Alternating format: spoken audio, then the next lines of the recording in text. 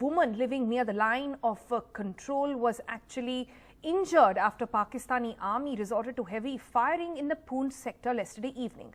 The army said that Pakistan violated the ceasefire and there were several weapons fired. Armies also said that India gave a befitting reply. And earlier as well, they point out that this is not the only incident. Several other reports have come in of late quite frequently in the North Kashmir region as well.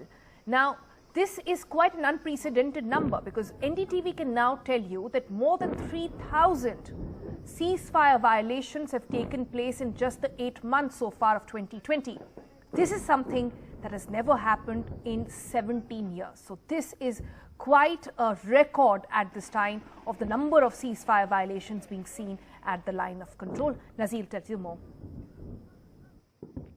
Well, if we see for last few years, there's increase in the ceasefire violations because of the hostility between two countries, and we have seen last year there were 2,000 ceasefire violations. This year it is more than 3,000 violations in first 8 months of this year. So this clearly shows this is going to be the highest, and it's already the highest in last 17 years. Why we are saying 17 years? Because in 2003 there was a ceasefire agreement between India and Pakistan army following a peace initiative by then Prime Minister Atal Bihari Vajpayee.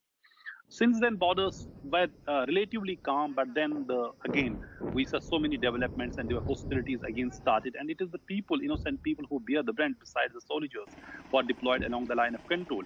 A large number of civilians have been killed this year. A number of them have been injured.